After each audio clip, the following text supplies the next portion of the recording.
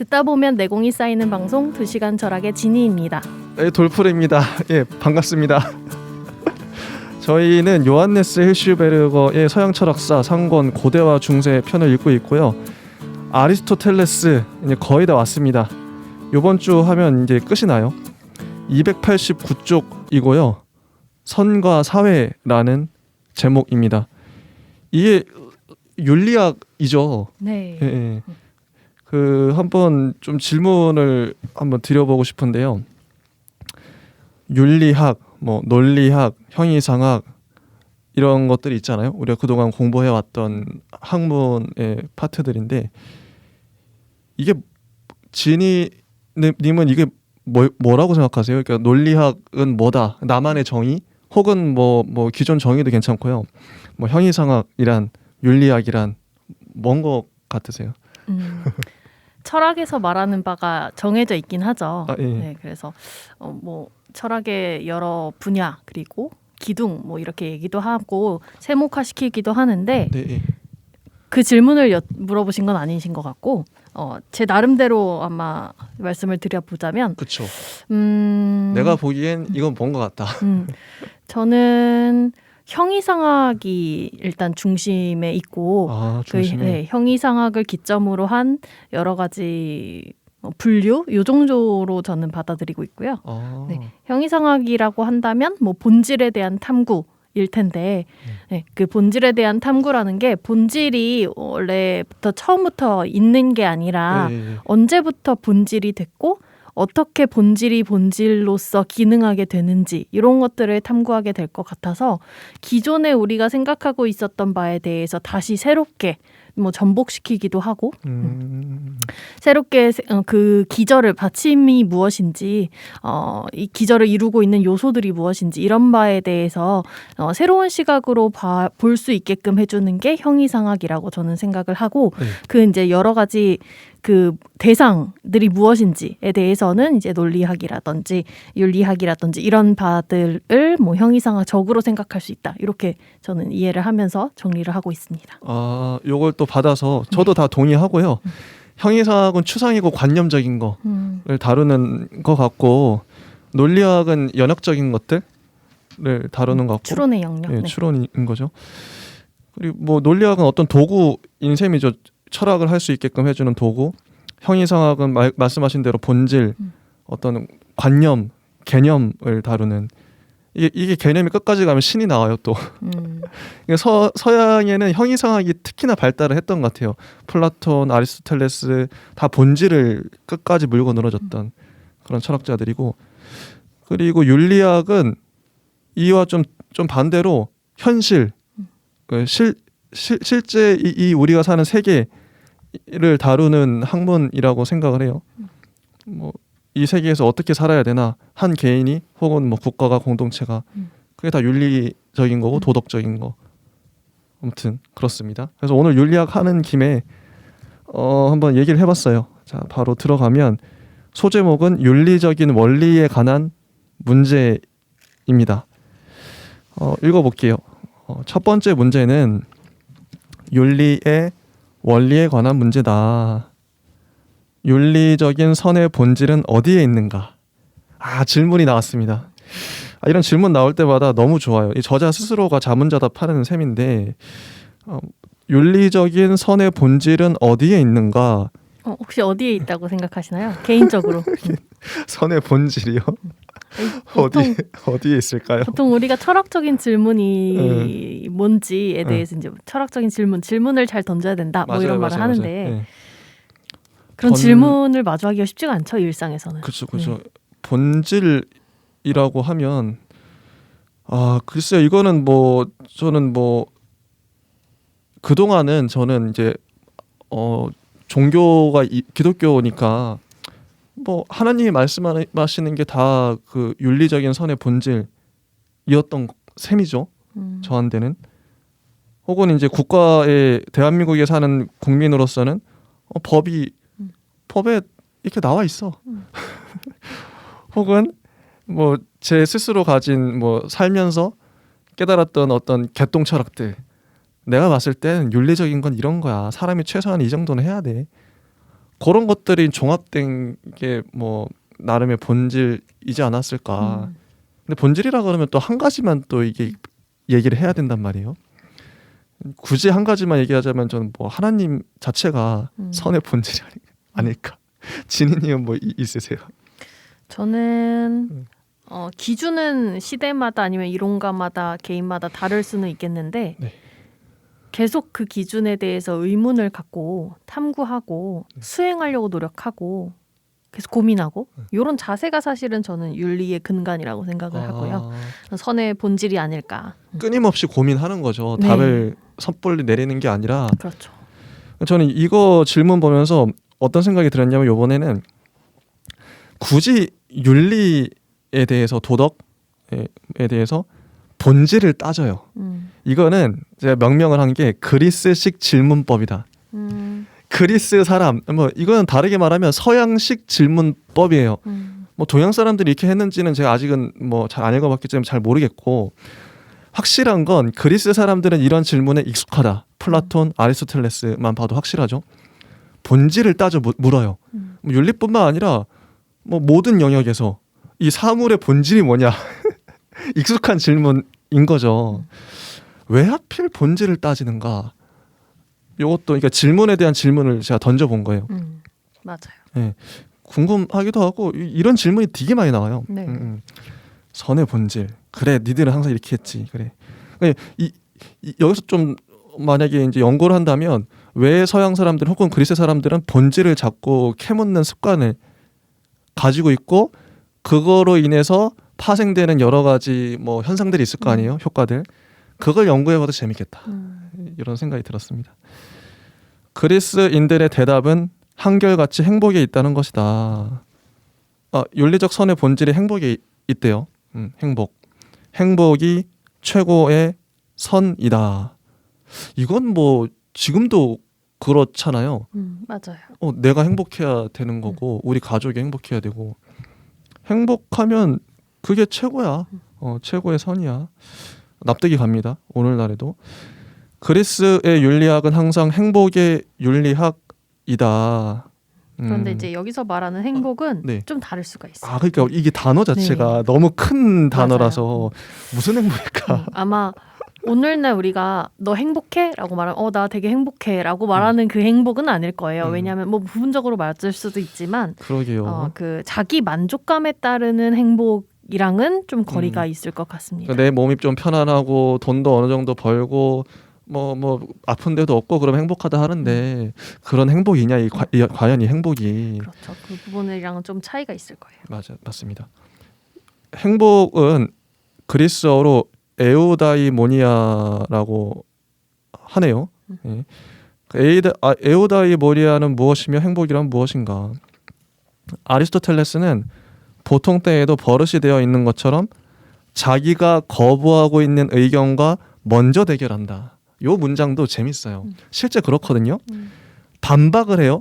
기존의 주류적인 입장에 대해서 그건 아니야. 그 철학자나 그 학파에 대해서 이렇게 먼저 반박을 하고 자기 견해를 밝힌단 말이죠. 요런 것도 뭐 책을 쓸 때도 그렇고 어떤 의견을 개진할 때도 효과적이겠다. 만약에 이 방식을 지금 우리가 한다 그러면 지금 주류가 되어 있는 고정관념으로 어떻게 보면 상식이죠. 오늘날 2021년 대한민국의 상식처럼 박혀있는 문장을 갖고 와서 이거 아니야 하고 들어가면 더 효과적이겠죠. 사람들 그렇죠. 설득하는데. 심지어 많이 쓰는 그리고 역사가 깊은 설명 방식이긴 한데 그게 또 쉽지만은 않습니다. 왜냐하면 일반론으로 추출을 해내는 것이 선제되어야 되고 그 일반론 추출은 사실 공부를 많이 하고 읽고 정리를 해야 가능한 거고요. 이러이러한 일반론이 있다. 일반적으로 이러하다라는 것 다음에 새로운 내가 견해를 뭔가 한 발자국 더 나아가거나 그것을 넘어설 수 있는 뭔가를 제시할 때는 그 앞선 맥락에서 매우 충실해야 하죠. 맞아요. 그래서 그 충실하지 않으면 감히 어떻게 비판을 할 수도 없는 그런 지점이 생길 텐데 절대 쉬운 작업은 아닐 것 같고요. 근데 맞아요. 또 중요하고 좋은 방법이긴 하죠. 예전에 기억난 게 그 저자가 보통 우리 책 읽으면 저자가 뭐 어떤 사안에서 이러이러한 견해를 이제 누군 이렇게 막 이렇게 하는데 만약에 그 A, B, C, D 다 열거 했는데 내가 생각하는 사례가 빠져 있으면 이거 나와야 되는데 결국 안 넣었어. 그러면 뭔가 좀 찝찝해요.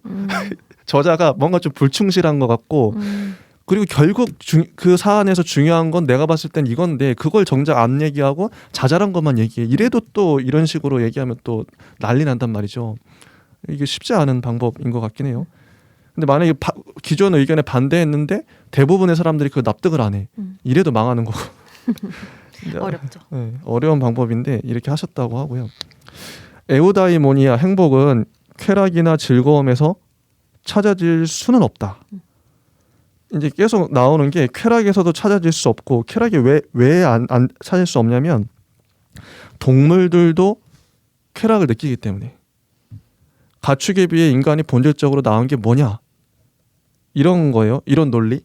또 위계 나왔죠. 위계 나오고 가축과 인간이 공통적으로 갖고 있는 건 가축도 갖고 있기 때문에 저급하기 때문에 가축이 안 갖고 있고 인간만이 갖고 있는 걸 얘기를 해야 돼요. 근데 저는 이런 논리에 대해서 좀 뭐 누누이 얘기했지만 반발감, 거부감이 있고 오히려 뒤집어서 아니 그러면 뭐 가축도 갖고 있는 그런 쾌락, 그런 즐거움, 욕망이라면 온 생명이 다 갖고 있는 인간만이 갖고 있으면 되게 비좁잖아요. 협소하잖아요.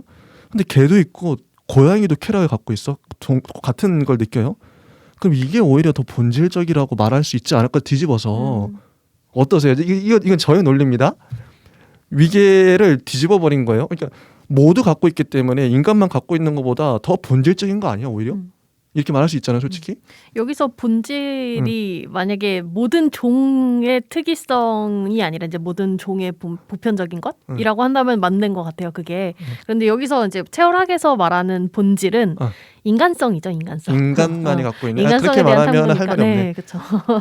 할 말이 없는데요. 아무튼 저는 좀 반박을 했었고, 네. 어쨌든 동물만이 갖고 있는 쾌락 그거 아니야.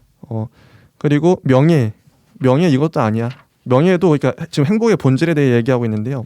명예도 행복의 본질이 아니야. 그렇게 넘어갑니다.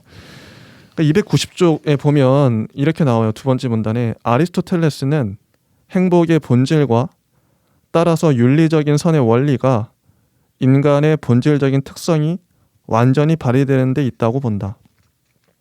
그러니까 인간이 갖고 있는 그 고유의 본질적 특성이 완전히 발휘되면 그게 행복한 거예요.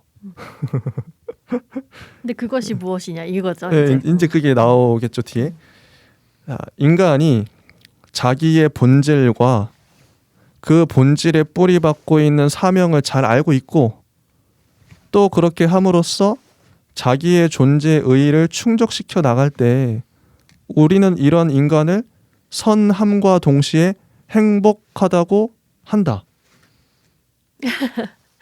이렇게 나와요. 네, 둘풀님의 사명은 뭐예요? 왜 태어나셨습니까?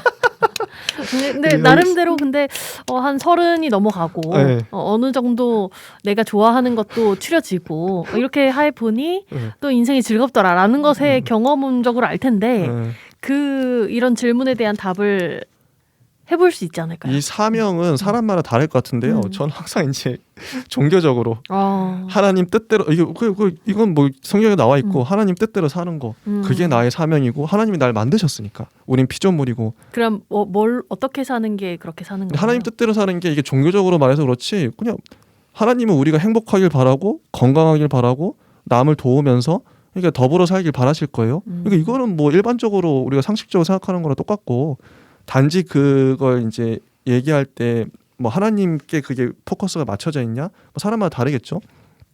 전 그렇습니다. 진희님의 사명은 뭔가요?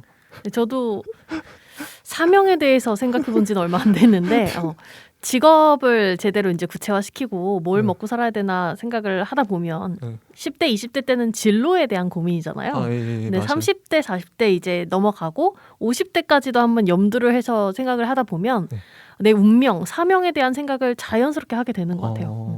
그래서 효주님도 이제 불풀님도 여기서 이제 공부하시거나 계속 공부해야 되는 어떤 사명 이렇게 연결이 될 수도 있는 것이고, 그렇죠. 네, 저도 이제 강단에 서면서 어떤 마음가짐으로 계속 해나가야 될런지, 어디까지 갈 수 있을런지 이런 거는 자연스럽게 염두하게 되는 것 같아요. 어떻게 보면 뭐 사명이 비전, 뭐 꿈, 목표, 뭐 지향점 뭐 이런 식으로도 자기 철학 다양하게 표현할 수 있을 것 같은데요.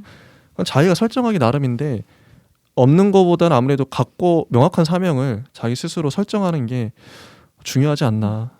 그래서 참 되게 좋은 말인 것 같긴 해요. 내 본질을 만약에 알게 되고 그런 게 있다면 그쵸. 그 본질대로 살아가는 거. 참 선하죠. 그렇죠. 어쨌든 이 사명에 대해서는 구체적으로 나와 있진 않지만 어쨌든 여기 보면은 아리스토텔레스도 그렇고 플라톤도 그렇고 인간이란 존재에 대해서 무한한 신뢰를 갖고 있는 것 같아요. 인간의 본질 자체를 믿는 거잖아요. 이 말은. 맞아요. 믿기 때문에 이런 말을 할 수 있는 거죠. 본질에 뿌리 박고 있는 사명을 잘 알고 있고 맞습니다. 네가 갖고 있는 사명을 넌 깨닫기만 하면 돼. 이런 거잖아요. 근데 뒤에 가서 이제 뒤에 철학자들은 뭐 성악설 얘기도 하고 그러면서 막 이제 인간을 안 믿죠. 잘.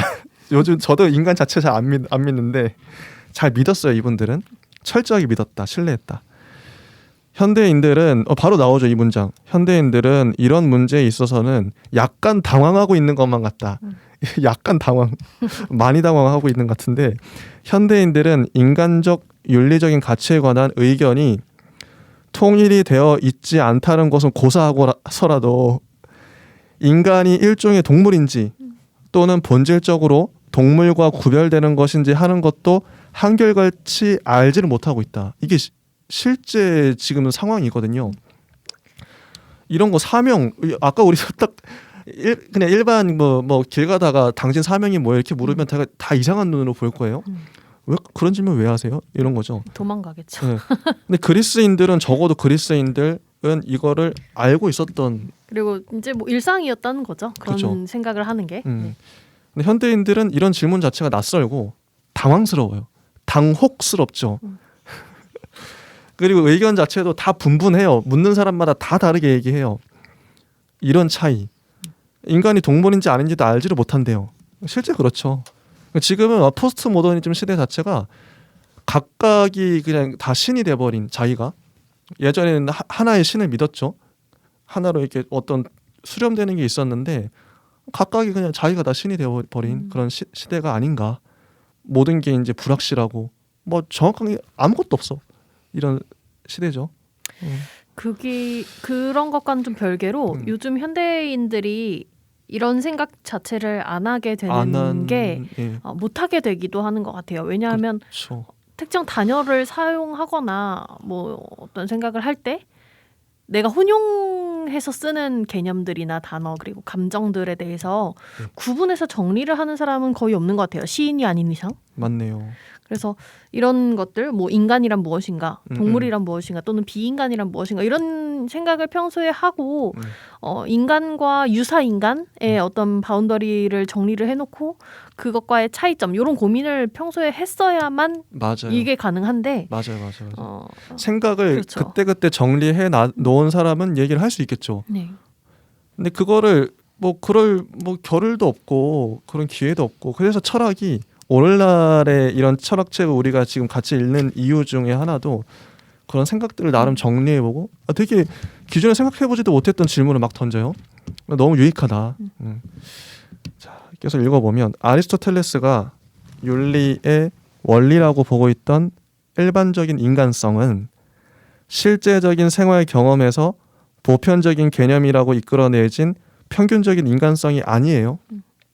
아니고 이상적인 인간성입니다. 아리스토텔레스가 말하는 건. 이건 뭐 플라톤하고 같죠. 플라톤도 어떤 이데아적인 인간을 딱 제시하잖아요. 그래서 덕론, 인간성의 내용을 그런 인간성, 이상적인 인간성을 분석해서 덕론으로 나아가는데 유익하게 해주었다. 덕이 있는 사람은 선하고 행복한 것이다. 갑자기 생각나는 성경 구절에도 복 있는 사람은 뭐 행복하다. 뭐 이런 팔복 팔복인가? 근데 그런 구절이 신약에 있는데 덕이 있는 사람은 선하고 행복하다. 아리스토텔레스가 덕이라고 생각했던 게 오늘날 우리들의 가치라고 일컬어지는 것들이래요. 가치 뭐 평화, 정의, 사랑 이런 거 가치인데 그게 덕인 거죠. 그래서 아리스토텔레스는 필연적으로 자신만의 그 덕론에 있는 가치표를 제시할 수밖에 없었어요. 이게 피할 수 없는 그분의 과제였던 거죠.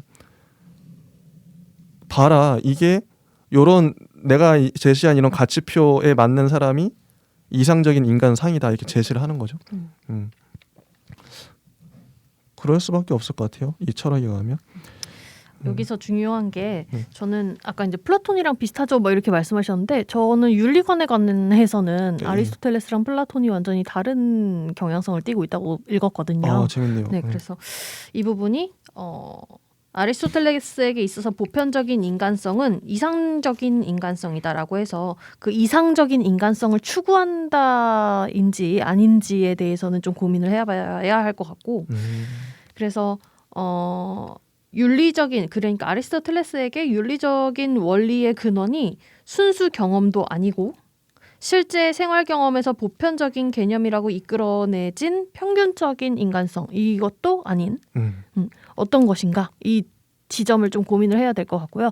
단순하게 보편을 추출해내거나 뭐 개별적인 모든 것을 다 옹호하거나 이 두 가지 다 아니었다고 저는 읽어서 이 지점이 아리스토텔레스 윤리관에서는 좀 특이할 만한 기억해야 할 만한 것인 것 같아요. 맞습니다. 그럼 무엇인가? 계속 한번 읽어보죠. 아리스토텔레스는 덕을 광신하는 자는 아니다. 물론 정신적 육체적인 가치들이 행복의 원래적인 바탕이기는 하다. 이 행복이 완전하기 위해서는 인간의 내적인 성질 이외에도 일련의 외적인 선들이 따르지 않으면 안 된다. 자, 이 외적인 선들이란 이거 재밌어요. 한번 들어보세요. 외적인 이 조건들 어떤 그게 갖춰져야 되는데 그게 뭐냐면 고귀한 집안에 태어나는 것, 삶의 원숙과 완성, 부유함과 걱정이 없는 것, 수공업자와 상인들이 종사해야 하는 속물적인 노동에서 벗어나는 것, 높은 지위, 자식과 가정, 친구, 건강, 아름다움, 사교생활 및 교양 등이다. 이런 게 갖춰져야 인간이 행복하다. 그게 지금 오늘날에도 똑같잖아요. 맞아요. 누구나 이렇게 얘기하잖아요. 돈도 어느 정도 있어야 하고 집안도 행복해야 되고 부모님도 그렇게 해야 되고 이런 얘기 다 하는데 그대로 아리스토텔레스는 진짜 철저하게 현실적이구나. 맞아요. 이게 바른 다음에 현실태다 뭐 이렇게 얘기가 나오는데요. 아마 읽어보다 보면 왜 이런 것들이 중요하게 됐는지를 파악하시게 될 텐데요. 오늘날 윤리적인 게 뭐야? 라고 얘기를 하면 이러이러한 경향성, 이러이러한 결과가 나와야 돼. 그래서 상황적으로 말했을 때 그러면 어떤 규범을 추출해내거나 기준들을 얘기를 해주면서 이게 윤리적인 거야. 이게 윤리적인 행동이야. 라고 지침을 줄 수 있는데요. 아리스토텔레스는 그런 것 같지는 않았어요. 그래서 여기서 말하는 행복이 뭐 개인적인 만족감에 따른 그런 감정적인 것도 아니고 여기서의 윤리도 근본적으로 그냥 쉽게 추출 가능한 그 보편의 원리도 아닌 무언가를 얘기하고 있는데 그 무언가가 이제 외적인 어떤 이 기준과 연결이 되는 지점을 이제 나오고 발견하시게 될 것 같습니다. 그래서 인간은 행복의 내적인 가치와 방금 말씀드렸던 외적인 가치인 이런 모든 것들을 소유하고 실현하지 않으면 안 된다. 그저 가지고 있어서는 안 된다. 아리스토텔레스에게 있어서는 행복도 에네르게이아, 이 에네르게이아가 현실태인데요. 가능태가 아니라 현실태라는 거죠. 위에서 말한 모든 것들은 일생 동안 유지되지 않으면 안 된다. 계속적인 상태로 이런 모든 조건들이 갖춰져야 행복하다. 근데 아리스토텔레스가 귀족이었잖아요. 뭐 플라톤도 마찬가지지만. 그래서 뭐 잘 먹고 잘 살았으니까 이런 얘기도 할 수 있는 게 아닌가 그런 생각도 들고 이게 다 갖춰져야 행복하다. 실제 그러면 행복한 사람은 좀 거의 없겠죠. 당시에도 그렇고 요즘에도 그렇고 안타깝습니다. 근데 이게 쾌락주의와 비슷한 소리로 들리기도 한데요. 플라톤이 극단적으로 쾌락을 거부한 것을 아리스토텔레스는 비판했다고 해요. 그래서 아리스토텔레스에 의하면 쾌락을 논할 때에는 원칙적으로 어떤 것에 대한 쾌락이라는 뜻의 쾌락 혹은 욕망과 어떤 것에 대해서 만족하고 있어 행복하다고 하는 뜻의 쾌락을 구별짓지 않으면 안 된다. 쾌락의 두 가지 종류가 있다는 거죠. 쉽게 말하면 어떤 것에 대한 쾌락은 뭐 그냥 사과 맛있어. 사과 혹은 뭐 운동을 하면 운동 자체가 쾌락이 될 수도 있고 영화를 보면 영화가 쾌락이 어떤 것에 대한 쾌락이니까요. 영화가 재밌어. 영화에 대한 쾌락. 그냥 직접적인 그 사물 혹은 어떤 상황과 어떤 사건에서 벌어지는 그 쾌락을 말하는 것 같은데 두 번째 쾌락은 어떤 것에 대해서 만족하고 있어 행복하다. 이건 제가 해석하기로는 내가 영화를 보고 있는데 영화를 보고 있는 내가 행복한 것을 내 스스로가 이제 자기 객관화해서 보고 내가 행복해하고 있어 만족하고 있으니까 내가 행복해. 그러니까 이게 영화를 볼 때 영화 자체에서 느껴지는 그 영화가 재밌어 이거는 영화가 재밌는 거잖아요. 영화 자체가. 근데 영화를 보는 내가 행복하다 이거는 영화가 재밌어서 행복한 게 아니라 영화를 보는 내가 행복하니까 그런 나를 내가 객관적으로 보고 행복하다, 만족스럽다 이 얘기 맞죠? 네, 영화의 예시는 잘 와닿지는 않는데 예시가 좀 그런가? 네, 아마 여기서 이제 쾌락주의와는 좀 다른 길을 택하죠. 네. 그리고 앞에서 이제 외적인 것들이 어떻게 되어야만 윤리적인 것이 되는가에 이제 정리를 했던 그 문장을 읽어주신 게 이제 일생 동안 유지되어야 하고 그 이런 생활들이 계속적인 상태로 되어야 한다라고 맞아요. 해서 유지와 계속을 강조하는 걸로 저는 읽었어요. 그래서 아리스토텔레스에게는 그 선, 그러니까 윤리적인 것, 그리고 뒤에 이어지는 덕 이런 것이 일시적인 것이 아니라 지속이 되어야 하는 것이고 그것이 또 우리가 앞에서 소크라테스 뭐 이런 거 할 때 덕을 가르칠 수 있는 것 막 이런 얘기 했었잖아요. 그것과는 좀 별개인 것 같아요. 그 좀 본인들의 앞서는 그 본인에게 앞서는 뭐 플라톤이나 여러 다른 사람들과 좀 달라지는 지점들을 얘기를 계속 하고 있는데 그 부분이 무엇인가를 주목하면서 정리를 해가시는 게 조금 더 명확해지지 않을까 싶습니다. 윤리적인 게 이제 쾌락과는 다르다 이 얘기를 여기서는 하고 있는 게 중요하죠. 그렇죠. 첫 번째 뜻의 쾌락만이 플라톤이 쾌락 전체라고 반대했던 것에 해당된다. 어떤 것에 대한 쾌락 말하는 거죠? 그럼 여기서 저는 왜 행복이라는 단어로 번역이 됐을까라고 좀 고민을 해봤어요. 에우다이모니아 이게요. 네. 그래서 좀 고민을 해봤고 찾아보고 그래서 나름의 결론을 내렸는데요. 혹시 직관적으로 떠오르시는 게 있을까요? 행복은 행복인데 그래서 행복이랑 비슷한 유사 감정들, 단어들을 저는 좀 추출을 해봤는데요. 아까 이제 말씀해 주신 것처럼 현대인들이 이런 바에 대해서 생각을 잘 안 한다라고 해서 우리도 아마 그냥 쭉 읽다 보면 쉽게 그냥 행복 선 뭐 잘 연결되네 이러고 넘어갔을 것 같은데 맞아. 왜 굳이 행복이라는 단어 현대인들의 행복이랑 좀 오해의 소지가 있음에도 맞아. 불구하고 실제 그렇거든요. 왜 이 단어를 채택해서 썼을까를 좀 고민을 해봤는데요. 중요한 지점이라 생각해요. 행복이랑 유사한 다른 감정 일단 즐거움이 있고요. 즐거움이죠. 재미가 있고요. 재미. 유쾌함이 있고요. 뭐 여러 가지가 있을 것 같아요. 또 뭐가 있을까요? 글쎄요. 그런 것들. 그런 것들. 그래서 그 부분들에 대해서 먼저 생각을 해봤을 때,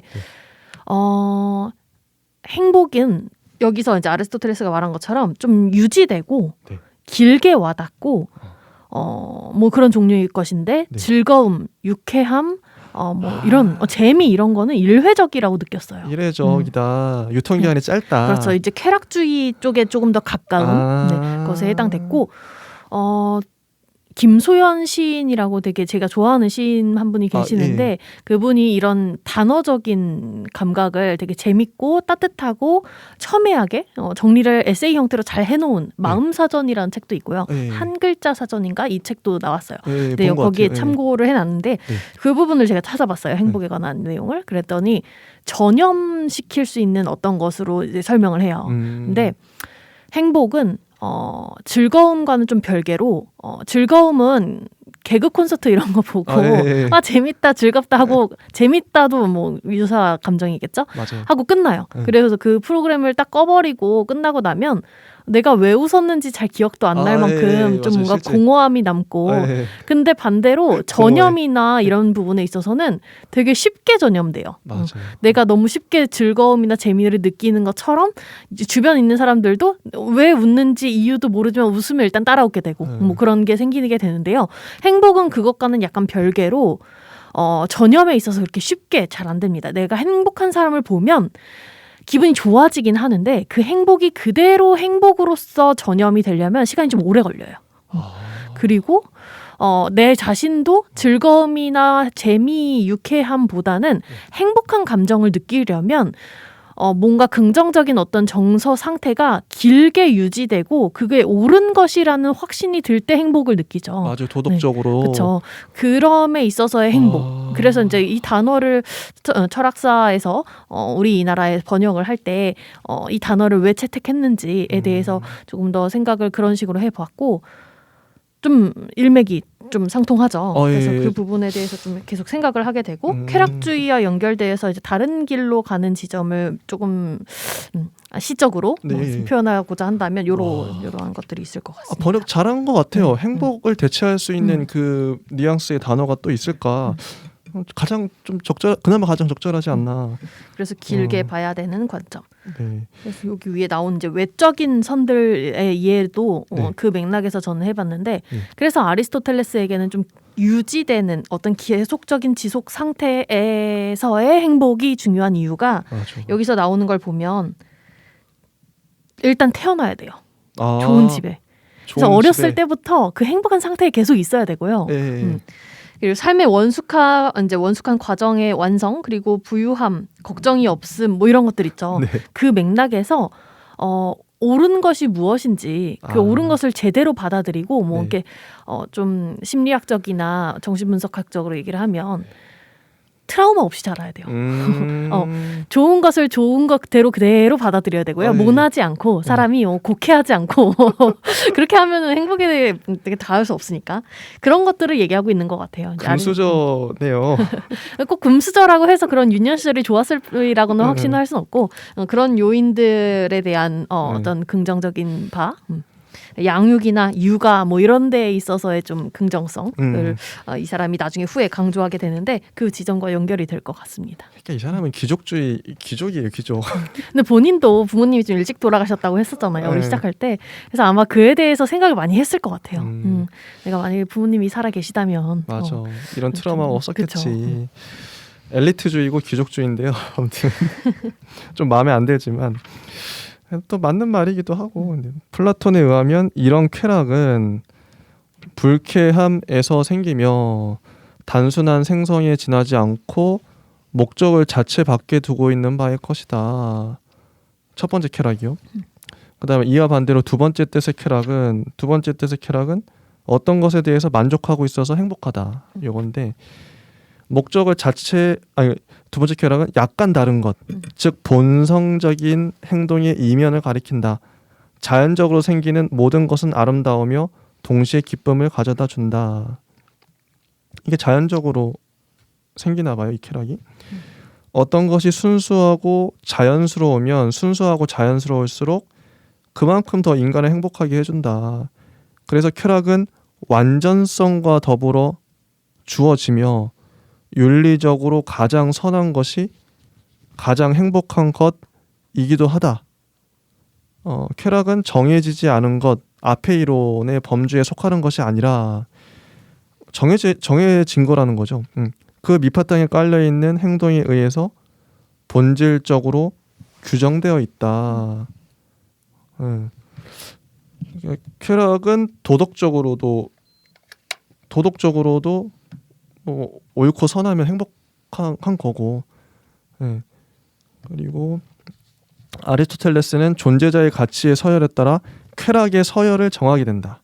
맨 위에는 순수한 사고와 결합되어 있는 쾌락이 있고 그 밑에는 윤리적인 덕과 결합되어 있는 쾌락이 있다.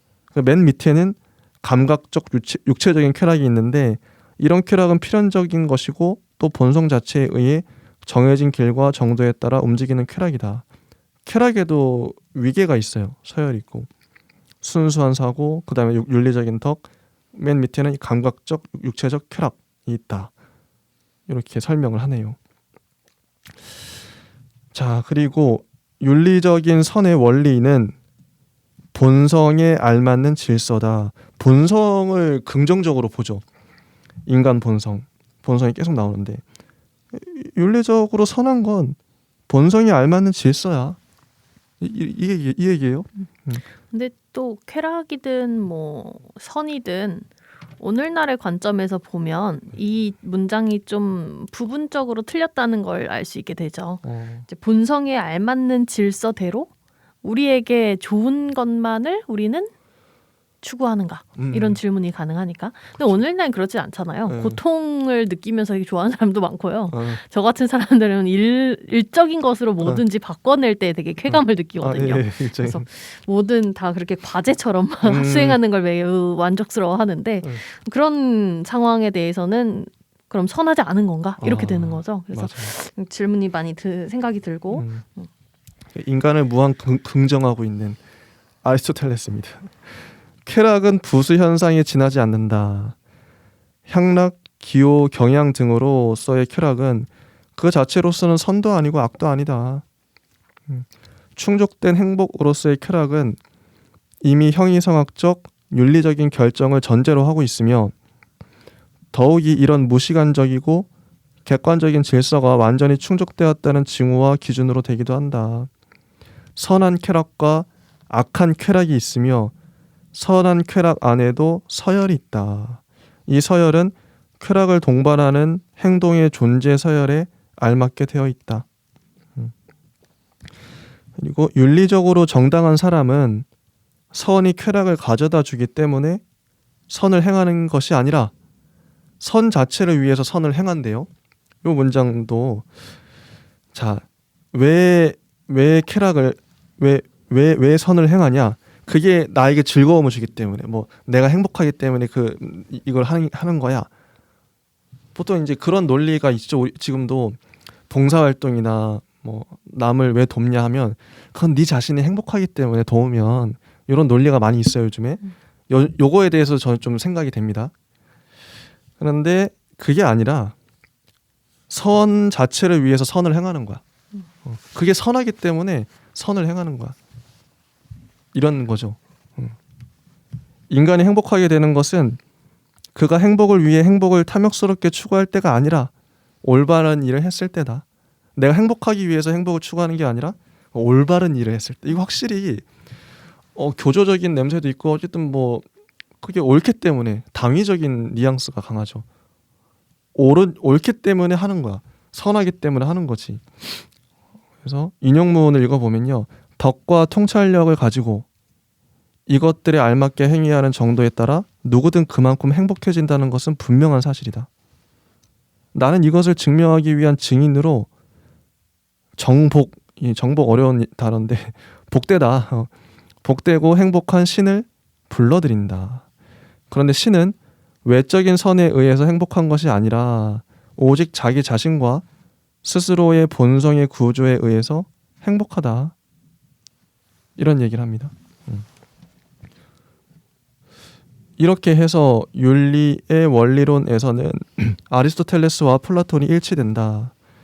또 그는 윤리적인 가치가 지니고 있는 요구, 나왔죠. 당위, 꼭 해야만 한다. 당위의 기원에 관해서는 칸트처럼 엄숙주의자로 되지는 않으면서 칸트에 못지않게 객관적, 규범적인 윤리학을 주장했다. 그는 우리들이 쾌락이라고 부르고 그리고 거기에 삶의 완성이 반영되고 있는 그런 일련의 현상들이 삶의 본성적인 질서와 나란히 달리고 있다는 사실을 인식함으로써 이 엄숙주의를 피할 수가 있었다. 이런 얘기를 합니다. 자, 그리고 다음 문단. 이상적인 인간의 본성이 윤리적인 선의 내용이라고 한다면 아리스토텔레스는 우리들에게 어디서 또 어떻게 해서 이 선이 그 가치를 지닌 선으로서 우리들에게 알려지는가 하는 것을 제시해주지 않으면 안 된다. 이런 질문인 거죠. 가치의 분명한 이치가 어디에서가 중요한데 우리에게 나타나게 되는가? 그 가치가. 플라톤에게 있어서는 이것은 바로 모든 당위를 확실하게 해주는 선 자체의 이데아였어요. 플라톤은 간단하게 이데아만 얘기하면 다 이게 얼마나 심플해요. 이데아야 그거. 가치 어딨어? 이데아 이렇게 얘기하면 돼. 좋죠. 기독교는 하나님 이렇게 얘기하면 돼요. 하나님 아니면 예수님. 플라톤 그냥 외우세요. 플라톤 이데아로 다 통합니다. 심플하죠. 아리스토텔레스는 이미 이제 형이상학에서 이런 이데아를 거부했어요. 윤리학에서도 다시 이데아를 배척합니다. 선은 존재와 마찬가지로 공통의 분모, 뭐 이데아 이런 거를 가질 수가 없대요. 선은 다양해서 유비적으로 이해되어야만 하고 각 경우에 따라 각기 독자적인 것이며 플라톤의 이데아처럼 공통적인 유개념일 수가 없다. 이렇게 얘기하는 거죠.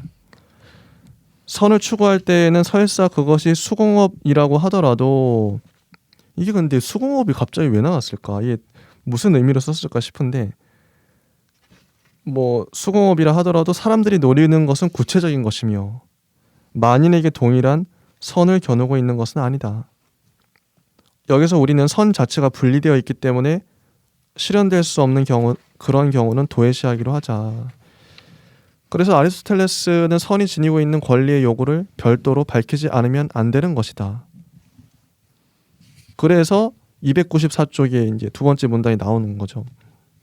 이러한 시도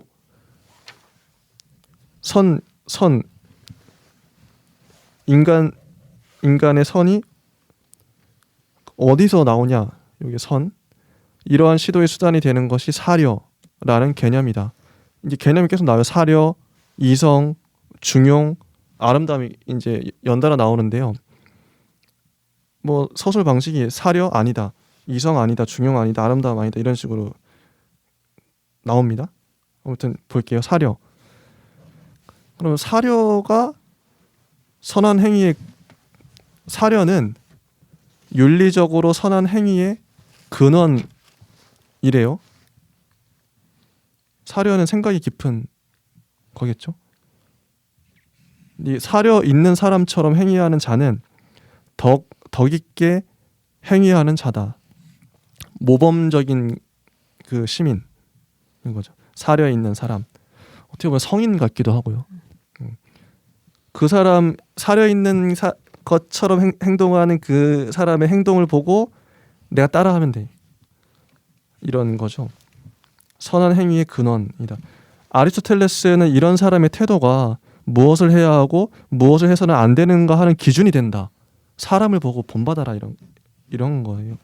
어느 사례가 결정적인 것이며 올바른 것인가.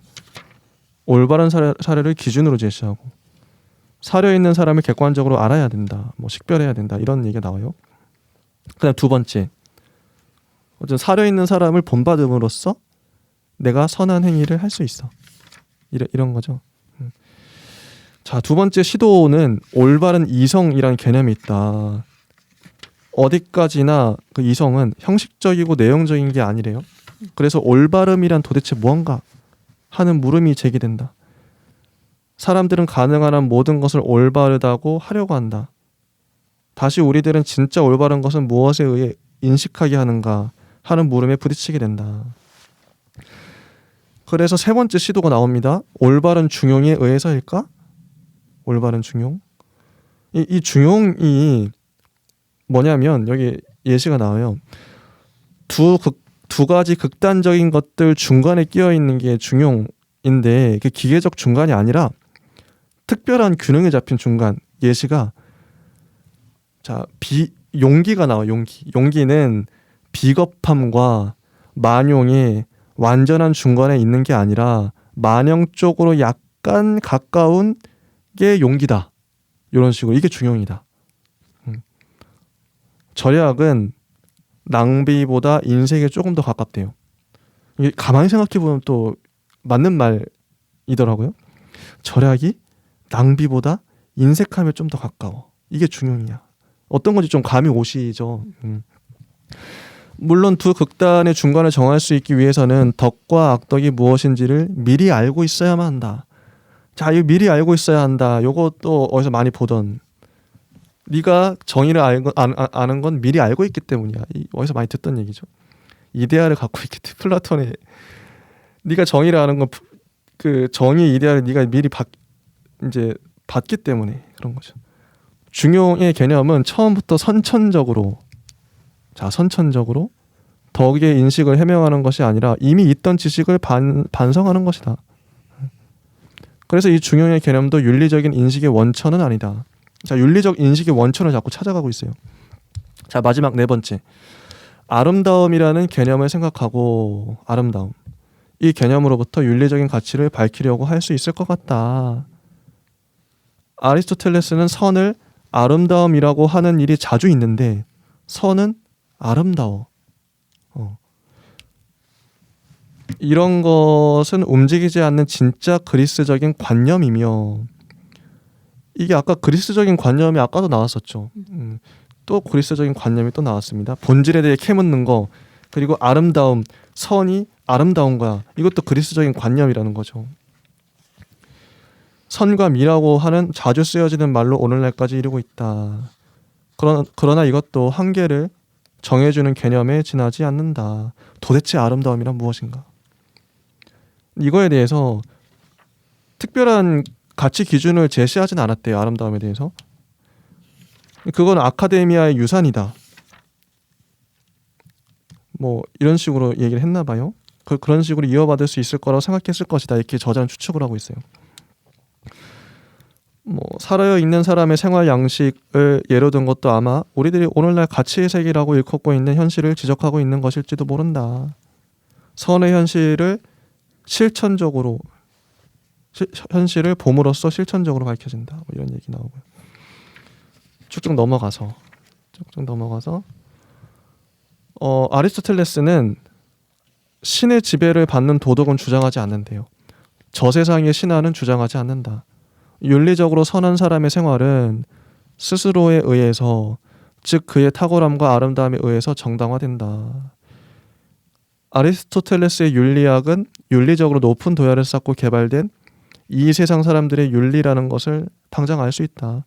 이런 윤리학이 지지받아야 하고 올바르고 사려있고 절도 있고 아름답다고 느끼려면 그 현실을 보기만 하면 된다. 그러니까 구체적 경험의 현실을 밝히는 데 전념했다는 거죠. 윤리학에 있어서. 자, 여기까지가 A번에 대한 논의였어요. 윤리적인 원리에 관한 문제였습니다. 자, 혹시 진희님은 이거 보시면서 어떤 생각이 드셨는지. 아까 나왔던 그 일련의 외적인 것들 그것이 왜 중요해지는지 뒤에 가면 나온다라고 말씀을 드렸는데요. 네. 이 부분이었습니다. 아, 그런가요? 네, 그래서 제가 나름대로 이해한 바에 따르면 좋습니다. 예. 에네르게이아인 행복 네. 자체를 현실태. 그쵸. 그 행복 자체를 설명하기 위해서는 유지, 계속 이런 맥락이 이제 계속 나오는데 왜 그런 이야기를 했냐면 이제 뒤에 보면 뭐 프로네시스라고 하는 사려와 오르도스 로고스라고 하는 올바른 이성 그리고 메소테스라고 하는 중용 이런 단어들이 나오는데요. 아름다움까지. 예. 네, 그런 네 가지가 궁극적으로 정해져 있지 않고 선언적으로 그 개념을 알 수 있는 것이 아니기 때문에 그럼 도대체 어떤 것이 사려 깊은 결정이야? 어떤 게 올바름이야? 그리고 덕과 악덕을 무엇인지 어떻게 알고 있어야 중용을 알아? 이런 것들. 그리고 아름다움은 뭐야? 라는 것을 사실은 어렸을 때부터 그 환경에 의해서 꾸준히 계속적으로 그런 사람은 알고 있어 이미. 그렇죠. 이제 그런 것들을 배워야 되고 올바른 사람에게 양육되어야 하고, 맥락이 이어지네요. 네, 그래서 그래야만 윤리에 대해서 좀 완전하다고 말하면 좀 위험하긴 하지만 그런 사람이 되지 않나. 그러네요. 강조점을 찾을 수가 있고요. 아리스토텔레스가 지향하는 인간은 뭔가 그냥 어렸을 때부터 이제 부유한 환경에 유복한 과정에서 뭐 오냐 오냐 하면서 이제 뭐 트라우마도 없어 심지어 뭐 아픔도 없고 이게 사람인가 이게 좀 근데 아마 물론 이런 사람이 있을 수 있겠죠. 그쵸. 덕론에 가서는 좀 그런 이야기가 구체적으로 나오고 그게 나중에 이제 정치 얘기하면서 그 개인에 대한 어떤 윤리 그리고 그를 지켜야 하는 그 청년들이겠죠. 그들에 대한 윤리 지침으로까지 연결이 될 것 같은데 읽어봐야 될 것 같고요. 이게요 이제 이런 식으로 그러니까 인간향을 설정하면 문제가 뭐냐면 지금 방금 말씀드린 것처럼 비현실적인 인간이 이제 물론 있겠죠 그런 사람이 소수에 유복하고 하여튼 뭐 경제적으로나 뭐 성격적으로나 아무 상처도 없고 있겠지만 대부분의 사람들은 돈이 많지도 않고 대부분의 사람들은 상처나 트라우마가 다 있어요. 그런 인간성을 설정을 만약 했다면 좀 더 현실적으로 적용을 많이 할 수 있을 텐데 너무 비현실적인 인간을 잡아놨다. 뭐 플라톤도 마찬가지 이데아 완벽한 그 이상적인 그 인간을 잡아놨는데 누가 과연 그렇게 될 수 있나? 이게 그리스인들은 물론 그 이상형은 좋아요. 뭐 높은 곳에 이제 그래 우리가 쫓아가는 건 꿈으로서 어떤 목표로서의 이상형은 좋은데 현실에 막상 이걸 가지고 왔을 때 너무 이런 인간은 너무 높이 있다. 과연 누가 이런 인간이 될 수 있을까? 이런 좀 질문을 하고 싶은 아리스토텔레스한데. 근데 좀 우리가 오해해서는 안 되는 게 그 금수저다 이렇게 말하고 있진 않고요. 그저 그런 것을 또 가지고 있어서만은 또 안 된다고 얘기를 해요. 네. 이러저러한 좋은 환경, 이러저러한 외적인 것들이 계속 유지가 되면서 그에 대해서 계속 생각을 하게끔 주변에서도 그렇게 해야 하고 본인도 그렇게 하고자 노력을 해야 돼요. 마치 습관처럼. 근육처럼 사람이 이렇게 윤리적인 사람으로 자라는 그 과정 자체를 중시했다는 것이지 결론적으로 이걸 지키면 윤리적인 사람이 되는 것이야 라고 하는 당위성에는 조금 거리를 두고 있는 좋습니다. 그 지점에 대해서 정리를 해주시면 네, 아마 좋네요. 괜찮지 않을까. 자 그리고 이제 시간이 한 10분 정도 남았는데 이 시간 동안 B번하고 C번을 한번 정리해 보겠습니다. 네. 2장밖에 안 돼요. 자 B 덕론입니다. 아리스토텔레스의 덕론에서는 그가 경험을 중시하는 사람이라는 사실이 특별히 분명하게 드러난다. 덕을 정의하고 분류했대요. 개별적인 덕들을 설명하고 있고 실천 방법까지 제시하고 있어요. 아리스토텔레스답죠. 분류했다. 자, 덕에 대한 정의를 어떻게 내렸냐면 덕은 올바른 중용을 취하고 사려 있는 사람이 중용을 규정할 땐 항상 그렇게 하는 것처럼 이성에 의해서 이 중용을 규정하는 우리들의 의지의 태도이다. 아까 중용 나왔었죠. 올바른 중용을 취하자. 이건 이해가 가요. 그래. 알겠어. 사려 있는 사람, 이건 모범적인 아까 사람, 사려 있는 사람, 올바르게 잘하는 그 사람. 이 사람이 하는 거, 중용을 규정할 때 이렇게 해. 그거 보고 배워 이런 거죠. 이성에 의해서, 이성도 나왔습니다. 이성에 의해서 이 중용을 규정하는 우리들의 의지의 태도다. 이게 덕이래요. 이해가 돼요. 어떤 게 뭔지 알겠어. 덕이란 완전히 본성적으로 올바른 인간의 행위다. 본성도 계속 나오죠. 아까부터. 인간 본성에 대한 무한한 신뢰. 본성적으로 넌 그냥 본성적으로 살면 돼. 그래 너는 올바른 인간 행위를 할 수 있어. 인간의 특수한 본성은 이성에 있으나 이성이 있다. 자, 이 이성이 사고와 의지로 나눠지기 때문에 덕은 이지적인 덕과 윤리적인 덕이란 두 가지의 커다란 그룹으로 나눠집니다. 자, 이지적인 덕은 이론적인 이성이에요. 인식을 위한 인식이 중요하고 진리에 대한 순수한 직관입니다. 이지적인 덕은 지혜, 이성, 지식 등에서 볼 수 있는 바와 같은 순수한 지성의 완전성이에요. 어떤 건지는 감이 오실 거예요. 그리고 두 번째, 윤리적인 덕. 아까 윤리는 뭐 실천이라고 했죠. 의지 다. 그래서 실천적인 이성입니다. 윤리적인 덕은 기술과 사려나 현명함의 완전성이며 응용적인 지식이 중요하게 마련이다. 그렇죠? 실천 이성과 두 가지로 나눕니다. 인간의 생활 전체를 주지주의적으로 파악하고 있는 이게 주지주의는 그 두 번째 지가 중요한데 아는 거 알미 중요하다. 자 소크라테스가 너 자신을 알라. 너는 이미 알고 있기 때문에 그 개념에 대해서 아는 걸 얘기하니까 주지주의예요. 주지주의적으로 인간 생활 전체를 파악하고 있는 소크라테스주의와 플라톤주의가 위에서 말한 용어들 안에 살아남아 있다. 아리스토텔레스는 이론 이성과 실천 이성을 나눔으로써 이미 현실에 보다 정확하게 접근하고 있다. 윤리적인 덕이라는 개념을 끌어들임으로써 한층 더 현실에 접근하게 된다. 윤리적인 덕은 분명한 목적을 지니고 있으며 단순한 지식과는 근본적으로 다른 정신적인 힘으로서의 의지라는 사실에 알맞는 것이다. 자, 윤리적인 덕이란 육체와 육체의 욕망을 영혼이 지배하는 것을 뜻한다. 영혼이 육체와 육체의 욕망을 지배를 해요. 이게 플라톤이죠. 플라톤의 심리학을 발판으로 삼고 있다. 그리고 여러 덕을 개관합니다. 아리스토텔레스는 성실하게 묘사하죠.